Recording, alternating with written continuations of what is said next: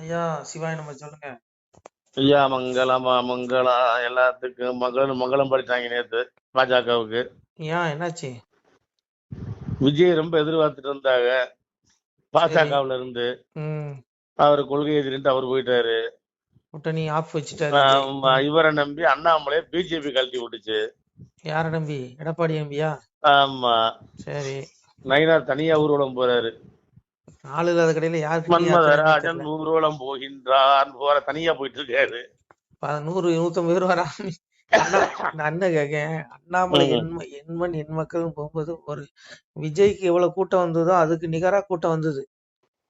உங்களுக்கு அவர் ம், நடந்து போற பக்கம்லாம் மக்கள் வெள்ளம், இளைஞர்கள் ஆதரவு, இந்தியவர்கள் பெரியவர்கள் சொல்லிட்டு ஐயோ என்ன கூட்டங்கிறீங்க? எண்மண் எண் மக்கள் யாத்திரையில அண்ணாமலை போகும்போது அவ்வளவு மக்கள் பின்னாடி வந்தாங்க. ம், இன்னைக்கு பாருங்க வெறும் 100 பேர் 150 பேர் போறான். எவன் போக மாட்டாங்க. ஏங்க உண்மையாலுமே இந்த நயினார் நாகேந்திரன் இந்த பிஜேபி மேல கொஞ்சமாவது இந்த மனுஷனுக்கு அக்கறை இருந்திருந்துன்னா ம், இந்த தலைவர் பதவியை இவர் ஏத்திருக்க மாட்டாரு. நீ அண்ணாமலைக்கு கொடுன்னு அமித்ஷாட்ட சொல்லியிருப்பாரு. இவர் பதவி வெறிங்க. நான் புரிஞ்சுடுவேங்க. இவனு இந்த கும்பல் எல்லாமே அண்ணாமலை எப்படாது பிஜேபி விட்டு போவாரு, இந்த தலைவர் பதவி பிடிக்கலான்னு நிறைய பேர் நயினார் நாகேந்திரன் மட்டும் இல்ல, ம், நயினார், வானதி, தமிழிசை இப்படி நிறைய போட்டி நிறைய பேர் ஐயையோ எப்படா நமக்கு கிடைக்கும்னு எதிர்பார்த்துட்டு இருந்தாங்க. ம், ஆனா எடப்பாடி கரெக்ட். அண்ணாமலை வந்து ஒரு பதவி எப்படி சொல்றது, அண்ணாமலை ஒரு கர்ம வீரன் மாதிரி தான் கிட்டத்தட்ட என்ன பொறுத்தவரையில. ஒரு ம், கர்ம யோகின்னு சொல்லலாம். ஏன்னா எடப்பாடி கூட கூட்டணி வச்சா நான் பதவி விலகுன்னு முன்னாடியே சொன்னாரு. அதே மாதிரி பாருங்க அந்த பதவி ராஜினாமா பண்ணிட்டாரு. இவரும் பிஜேபி கட்சி விட்டு தூக்கலங்க, இந்த பதவி வேணாம்னு தூக்கி எரிஞ்சிட்டாரு அண்ணாமலை, புரிஞ்சுக்கோங்க. அப்போ இந்த இந்த நயினார் நாகேந்திரன் உண்மையிலே இந்த பிஜேபி வளரணும்னு அக்கறை இருந்திருந்தா என்ன சொல்லியிருக்கணும்? ஐயா எனக்கு இது குருவி தலையில பணங்காய தூக்கி வைக்கிற மாதிரி என்னால இந்த லோடு இந்த பாரத்தை தாங்க முடியாது, இதுக்கு தகுதியானவர் அண்ணாமலை தான் சொல்லி இவர் அமித்ஷா கிட்ட சொல்லியிருக்கணும். இவர் ஏன் சொல்லல? பதவி வெறி. எதுக்கு? ஏற்கனவே பிஜேபி தலைவரா இருந்த தமிழ்நாட்டுல பிஜேபி தலைவரா இருந்த அத்தனை நபர்களையும் கவர்னர் பதவி கொடுத்து பெரிய உச்சாணி கும்புக்கு கொண்டு போயிட்டாங்க. அப்போ நம்மளையும் தலைவர் பதவி ஆகிட்டா ஐயோ நமக்கும் எப்படினாலும் ஒரு பதவி கொடுத்துருவாங்கங்கிற ஒரு எண்ணம் தான், வேற ஒண்ணும் கிடையாது. புரியுதா உங்களுக்கு? இந்த லிஸ்ட்ல நயினார் மட்டும் இல்ல, இன்னும் நிறைய பேர் இருக்கான். ஆனா உண்மையாலுமே இந்த தமிழக பிஜேபி பொறுத்தவரையில 3 பேர் தாங்க களப்போராளி. அண்ணாமலை, ஹெச் ராஜா, பேராசிரியர் சீனிவாசன். இந்த 3 பேர்ல யாருக்கு வேணாலும் அந்த தலைவர் பதவி கொடுக்கலாம், தப்பே கிடையாது. ஆனா நீங்களா இல்லையா? தேவையில்லாம பேசாங்க. அதனால இங்க பாருங்க, இப்போ மற்றபடி மீதி யாருக்குமே இந்த பதவி தகுதி கிடையாது. ஏன்னா யாருக்கும் அந்த உண்மையான அந்த எண்ணம் கிடையாதுங்க. அதனால இப்போ வந்து விஜய் வருவாருன்னு சொல்லி அமித்ஷா எதிர்பார்த்தாரு. விஜய் சரியான ஆப்பு வச்சுட்டாரு. இன்னும் கொஞ்ச நாள்ல பாருங்க, இன்னும் 1 மாசத்துல எடப்பாடி பெரிய ஆப்பு வைப்பாரு அமித்ஷாவுக்கு. அப்படி வைக்கும்போது கண்டிப்பா மீண்டும் அண்ணாமலை தான் தலைவர் பதவிக்கு அண்ணாமலை கண்டிப்பா தேடி வரும். மறுபடியும் நோட்டாக்களை கொண்டு வந்துருவாங்க. இனி என்ன பொறுத்தவரை இனி அண்ணாமலை தலைவர் பதவி ஏத்துக்க கூடாதுங்கிறேன். எதுக்கு ஏத்துக்கணும்? ஏத்துக்கூடாது. அவர் சொல்லிட்டாருலண்ணா, நீ வந்து என்னைக்கு எடப்பாடி கூட கூட்டணிக்கோ பதவி வழங்குற நேரம் விளையிட்டாரு. இப்ப தொடரான்னு வச்சுக்கோங்க. ஆனா மீண்டும் அவருக்கு தலைவர் பதவி தேடி வரும் பாருங்க. ஏன்னா இப்போ இப்போ வந்து எதுக்கு நயினாருக்கு பொறுப்பை கொடுத்தாங்கன்னா எடப்பாடி கூட அனுசரிச்சு போறதுக்கு தான். இப்ப அந்த எடப்பாடியே இனி வேண்டாம்னு தூக்கி எறிய போறாரு பாருங்க, எழுதி வச்சுக்கோங்க. ஏன்னா இப்போ விஜய் எது வருவாருன்னு சொல்லி எடப்பாடி ரொம்ப எதிர்பார்த்தாரு. இப்போ நீ பிஜேபி கூட இருந்தா வரமாட்டேன்னு சொல்லிட்டாரு. இன்னைக்கு தினமலர்லயும் அதை பத்தி ஒரு உளவுத்துறை ரிப்போர்ட் சம்பந்தமா பேசியிருக்காங்க, பாருங்க அதை பத்தி. அப்ப அதனால என் கணிப்பு கிட்டத்தட்ட விரைவில் அண்ணாமலை அவர்களுக்கு பதவி தேடி வரும், பிஜேபி தலைவர் பதவி. அதுல எந்த மாற்றமும் கிடையாது. அதனால நயினார் நாகேந்திரன் இந்த பிஜேபிக்கு நல்லது செய்யணும்னு நினைச்சேன்னா அந்த தலைவர் பதவி விட்டு ராஜினாமா பண்ணிட்டு அண்ணாமலை கிட்ட கொடுத்துடணுங்கிறேன். அப்பதான் கட்சி வளருயா. நம்மளால முடியாதுயா, நம்மளால கொடுக்க மாட்டாங்க பதவி வெறி.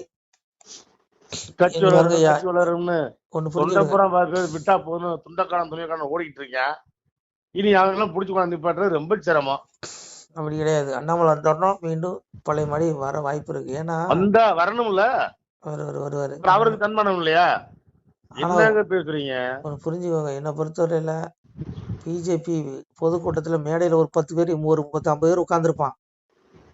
ஆனா இவன் எவனுக்குமே மேடையில உட்கார தகுதி கிடையாது. கீழே தொண்டர்கள் இருப்பான் பாரு, அவன் தான் மேடையில உட்காரக்கு தகுதி உள்ளவன். ஏன்னா அவன் மட்டும்தான் தமிழ்நாட்டுல பிஜேபி கால் ஊனணும், இந்த கட்சி எப்படியாவது ஆட்சி பிடிக்கணும்னு நினைக்கிறான். ஆனா மீதி எல்லாருமே என்ன நினைக்கிறான்? மேடையில் இருக்கவன்லாம் நீ திமுக கூட வேணும் கூட்டணி வச்சுக்கோ, எனக்கு எம்எல்ஏ சீட்டை கொடுத்துரு, நான் எம்எல்ஏ ஆகணும், எனக்கு பதவி வேணும். இதுதான் அவனுங்களுடைய எண்ணமா இருக்கு. அதனால என்ன பொறுத்தல இவன் அவ்வளவு பேருமே பிஜேபி விட்டு தூக்கணுங்கிறேன். தூக்கி எங்க போய் சேர்ந்து தொலைஞ்சிட்டு போங்கடான்னு அனுப்பிவிட்டு பிஜேபி தொண்டர்கள் அத்தனை பேருக்கு சீட்டு கொடுக்கணும். இந்த தடவை பிஜேபியில தடித்து நின்னுச்சுன்னா பதவியில் எவனா இருக்கணும், அவனுக்கு எவனுக்குமே பொறுப்பு சீட்டு கொடுக்க கூடாது. நீ உண்மையாலுமே நீ ஒரு ஏழைகளுக்காக கட்சி நடத்துற அப்படின்னு நீ சொன்னா இந்த பாஜக தொண்டர்களுக்கு அத்தனை சீட்டையும் கொடுப்பியா? கொடுக்க மாட்டான். இன்னைக்கு 99% திராவிட பிஜேபியா மாறி போச்சு தமிழ்நாடு பிஜேபி. பணம் இருக்கிறவனுக்கு சீட்டு, பணம் இருக்கிறவனுக்கு பொறுப்பு. இதான் நடந்துட்டு இருக்கு. இந்த பிஜேபிக்காக உயிரை விட்டவன் கத்தி உண்மையா உழைச்சவன் எவனுக்குமே எந்த பொறுப்புமே இல்லாம தான் இந்த அளவு இருக்குது. பழைய பிஜேபிக்காரன்ட்ட கேளுங்க, ஏன்ட்ட கேட்காதீங்க. அவனை அத்தனை பேரும் உரம் கட்டிட்டானுங்க. அதனால இந்த நிலை மாறணும்னா மீண்டும் அண்ணாமலை அவர்கள் தலைவர் பதவி ஏற்கணும். சரிங்களா? அது ஏற்காத பட்சத்துல உட்படாது, எழுதி வச்சுக்கோங்க. அதனால ஏற்கனவே திமுகவுக்கு ஜாலரா அடிச்சவங்களுக்கு தான் உயர்ந்த பதவியை கொடுத்துருக்காங்க தமிழ்நாடு பிஜேபி மத்திய தலைமை. அதனால இன்னும் இது தொடருமானால் அத்தனை தொண்டர்களுமே விரக்தி ஆயிடுவாங்க. இதை மத்திய தலைமை கவனம் கொண்டு மீண்டும் அண்ணாமலை அவர்கள் தலைவராகணும். நீ தலைவராக்குறது என்ன? நீ இந்த கீதையில எங்க அப்பன் பாரத யுத்தத்துல அர்ஜுனனுக்கு புத்தி சொல்லுவான். அப்போ அர்ஜுனன் ரொம்ப சீனை போடுவான். எப்படி தெரியுமா? ஐயோ என் சொந்த பந்தத்தெல்லாம் நான் கொல்லணுமா, ஐயோ அப்படின்னு ரொம்ப விடான்னு சொல்லுவான். அப்ப எங்க அப்பா ஒரே ஒரு வார்த்தை தான் சொல்லுவான், பகவான், அடே முட்டாள், உன்னுடைய கர்ம வினை இயல்பினால் நீ வசப்பட்டு நீயே ஆயுதத்தை எடுத்து இவங்களை கொல்லுவாடான்னா. அந்த மாதிரி இவங்க எடப்பாடியை நம்பி ரொம்ப சீனை போட்டு அண்ணாமலை ஓரம் கட்டிட்டானுங்க. இன்னும் மீண்டும் எடப்பாடி இவங்க காலவாரி குழியை தோண்டி முக்க போறாரு. முக்கினதுக்கு அப்புறம் மீண்டும் அண்ணாமலை தேடி ஓடி வருவானுங்க பாருங்க. ஐயா பதவி வச்சுக்கன்னு சொல்லுவான் பாருங்க, எழுதி வச்சுக்கோங்க, இது நடக்கும். எடப்பாடிங்க பாருங்க, எடப்பாடி ஏறி ஏனியவே எட்டி உதைச்சவர். புரியுதா உங்களுக்கு? அவர் எப்ப வேணாலும் மாறிடுவார். அவர் கடந்த காலங்களில் யாரு கூட கூட்டணி வச்சாருன்னு கூட உங்களுக்கு தெரியலையா? போன தேர்தலில் யாரு கூட கூட்டணி வச்சிருந்தாரு தெரியுமா? அதே நான் சொல்லணும். அப்ப புரிஞ்சுக்கோங்க, அவர் எப்படி வேணாலும் மாறிக்குவாரு. அதனால இவனுங்க தான் தலையில மானே மண்ணெளி போட்டுட்டானுங்க, அதான் உண்மை. ஆனால் மீண்டும் அமித்ஷா ஒரு நல்ல முடிவு எடுப்பாரு நம்புவோம். மீண்டும் இதே முடிவு தொடருமானால் கண்டிப்பா மறுபடியும் நோட்டா கட்சின்னு தான் சொல்லுவானுங்க. தாமரை சாக்கடையில் கூட மலராதுன்னு சொல்லுவானுங்க. ஏற்கனவே சொன்னானுங்கல்ல, அந்த மாதிரி சொல்ல ஆரம்பிச்சிருவானுங்க. அந்த நிலை மாறணும்னா மீண்டும் தலைவர் பதவி அண்ணாமலை கையில கொடுக்கணும். அதுதான் எல்லா பாஜக தொண்டர்களுடைய எண்ணமாக இருக்கிறது. எதிர்பார்க்கிறாங்க எல்லா தொண்டர்களும் ஒண்ணு புரிஞ்சுக்கோங்க, எந்த கட்சியா இருந்தாலுமே அந்த தொண்டர்களுடைய எண்ணத்துக்கு மதிப்பளிக்காவிட்டால் அந்த கட்சி அழிஞ்சு போயிடும். இவனுக்கு தொண்டர்கள் பேச்சையே கேட்கல. அத்தனை தொண்டர்களும் அண்ணாமலை பின்னாடி நிக்கிறான். நீ சம்மந்தமே இல்லாத ஒரு திராவிட கட்சியில இருந்து ஒரு நயினாருக்கு இந்த பாரதிய ஜனதா சித்தாந்தத்தை கொடுத்து பெரிய தலைவர், மாநில தலைவர் பதவி கொடுக்குறேன்னா அப்புறம் உன்ட்ட என்ன கொள்கை இருக்கு, உன்ட்ட என்ன சித்தாந்தம் இருக்கு? நீயே பச்சந்தி அறிக்கிய. நான் என்ன கேக்குறேன், நீ தோக்கிறியோ ஜெயிக்கிறியோ உன் கொள்கையில இருந்து நீ மாறக்கூடாது. ஆனா நீ உன் கொள்கையில இருந்து மாறிட்டீங்களப்பா, உங்களை எப்படிப்பா நம்புறது அப்படிங்கிற மாதிரி பிஜேபி தொண்டர்கள் சொல்றான். எனக்கு தெரியாது. நமச்சிவாய், திருச்சிட்டம்பலம். சிவாய நம. திருச்சிட்டம்பலம், தில்லையம்பலம், பொன்னம்பலம். சிவாய நம. உறவுகளே, சிவ அன்பர்களே, தற்போது தாங்கள் இந்த வீடியோவில் பார்க்கக்கூடிய இடத்துல ஒரு சிவாலய திருப்பணி ஒன்று நடந்து கொண்டிருக்கிறது. இந்த இடத்துல பார்த்தீங்கன்னா முன்பு ஒரு காலத்தில் ஒரு சிவாலயம் இருந்திருக்குது. அதாவது இந்த ஏரியா இப்போ ஒரு தென்னை மரங்கள், பனை மரங்கள் சூழ்ந்த காடாக இருக்கிறது. முன்பு ஒரு காலத்தில் இங்கே ஒரு ஊர் இருந்ததாக சொல்கிறாங்க. ஆனால் இப்போது சுற்று வட்டாரத்தில் 5 கிலோமீட்டர் சுற்றுலாவில் ஊரே கிடையாது, காடு. இப்போ இந்த இடத்துல ஒரு சிவாலயம் அமையிருக்கிறது. இந்த சிவாலயத்தில் இருந்த அந்த சாமியுடைய திருமணியை எடுத்து வச்சிட்டோம். திருப்பணி முடிஞ்சதுக்கப்புறம் பிரதிஷ்டை பண்ண இருக்கிற உறவுகளே, தற்போது இந்த வீடியோ பார்க்கக்கூடிய உறவுகள் தங்களால் முடிந்தால் ஒரு சின்ன உதவி செஞ்சு கொடுங்க. எங்கள் இடத்துல பொருளாதாரம் இல்லை. அதனால் பார்த்திங்கன்னா அந்த வேலையெல்லாம் அப்படியே நின்று போச்சு. பாருங்கள், இந்த அப்படியே பாதியிலே நிற்கிது இந்த சிவாலய திருப்பணி. பக்த கோடிகள், அன்பு உள்ளங்கள், தயவுசெய்து நீங்கள் உதவி செய்ய விருப்பமுள்ள உறவுகள் உதவுங்க. உங்களுக்கு கோடி புண்ணியம் கிடைக்கும். இந்த சாமியோடைய அருள் அனுகிரகம் உங்களுக்கு கண்டிப்பாக கிடைக்கும். இது ஒரு புகழ்பெற்ற சிவாலயம் கூட சொல்லலாம். சாமியோட திருமணியை எடுத்து வச்சிட்டோம். இந்த இடத்துல பார்த்திங்கன்னா ஒரு வாசி தண்டம் இருக்குது. அந்த காலத்தில் ஒரு முனிவர் யாரோ தவம் செஞ்சுருக்காங்க. அவங்களுடைய வாசி தண்டம் அவர் திருக்கரங்களால் எழுதின ஓலைச்சுவடி கூட இன்றும் இருக்குது, இன்னும் பாதுகாக்கப்பட்டு வருது. அது கோயில் திருப்பணி முடிஞ்சதுமே அதையும் நாங்கள் அந்த வழிபாட்டுக்கு வச்சுடுவோம். இந்த சிவாலய திருப்பணி வந்து சாமி திருநாமம் வந்து முக்தீஸ்வரர் அப்படிங்கிற திருநாமத்தில் வழங்குறாரு. நெல்லை மாவட்டம் நாங்குநேரி தாலுகாவில் இந்த சிவாலயம் அமைய இருக்கிறது உறவுகளே. இந்த வீடியோ பார்க்கக்கூடியவங்க ஒரு 2 பேருக்காவது கொஞ்சம் ஷேர் பண்ணுங்கள். இந்த வீடியோ பார்க்கக்கூடிய யாராவது ஒரு சின்ன உதவி செஞ்சால் இந்த ஆலய திருப்பணி வந்து கண்டிப்பாக நாங்கள் வெற்றிகரமாக முடிச்சுடுவோம். பாருங்கள், அந்த வேலை எல்லாமே அப்படியே நிற்கிது. கல்லெல்லாம் இறக்கி போட்டிருக்கோம். இன்னும் நிறைய கற்கள் தேவைப்படுது. சுவாமியோடைய அந்த திருக்கோபுரம் பார்த்திங்கன்னா லிங்க வடிவிலே அமைக்க இருக்கிறோம்.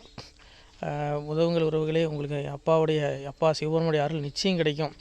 எம்பெருமான் சொல்வான், வாழுவீர் தாழ்வில்லாமல் மக்களும் கிளைகள் கொஞ்சி நாளுமே மகிழ்ச்சி கூர்ந்து நலமுடன் வாழும்போது நீளுமே எனது செங்கோல் நீதியும் நெறிபோல் வந்து ஆளுமே உங்கள் தன்னை அன்புடன் அலையாவண்ணம். உங்களை எம்பெருமானுடைய அப்பாவுடைய திருவாசகத்தாலேயே வாழ்த்துறோம் உறவுகளே. ஆணுடன் பெண்ணும் பெற்று அதிகமாய் செல்வமாகி தானுடன் நினைவுமுற்று தர்மமும் நெறியும் கற்று வேணும்னில் காலமெல்லாம் வெள்ளியருடனே வாழ்ந்து போனுதல் கமலநாதன் பொற்பதம் பெற்று வாழ்வீர். அந்த ஈசனுடைய பொற்பதம் நிச்சயம் கிடைக்கும். உங்களுக்கு இகத்திலும் சுகம், பரத்திலும் சுகம். உங்களுடைய கர்ம வினைகள் மன்னிக்கப்பட்டு உங்களுக்கு நிச்சயம் மோட்ச வீடு கிடைக்கும். இகத்தில் பூரண ஆயுளுடன் நோய் நொடி இல்லாமல் வாழ்ந்து நீங்கள் பரவாழ்வும் பெறுவீர்கள் உறவுகளே.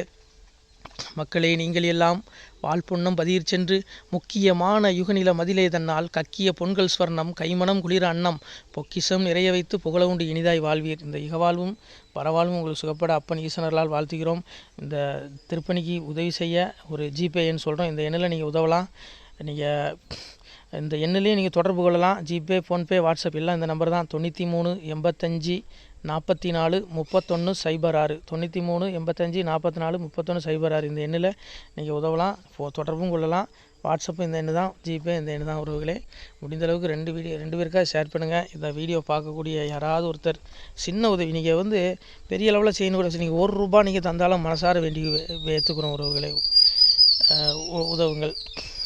முடிஞ்ச அளவுக்கு கொஞ்சம் ஷேர் பண்ணுங்கள். நன்றி. சிவாய நம. திருச்சிற்றம்பலம், தில்லையம்பலம், பொன்னம்பலம்.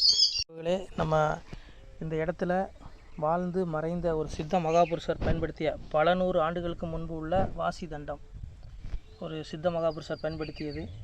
அவர் திருக்கரங்களால் எழுதிய அந்த ஓலைச்சுவடி கூட பாருங்கள், இன்னும் பாதுகாக்கப்பட்டு வருது. இந்த சிவாலயம், நம்முடைய அந்த சிவாலய திருப்பணி முடிந்ததுமே எம்பெருமான் அவர் எழுதிய அந்த சிவனை பற்றி புகழ்ந்து எழுதிய அந்த பாடல் வரிகள் இதில் இருக்குது. இந்த வாசி தண்டம் அவர் பிரதிஷ்டை செய்த அந்த லிங்க திருமேனியையும் இந்த இடத்துல நாம் இந்த ஆலயம் கட்டி நாம் பிரதிஷ்டை செய்திருக்கிறோம்.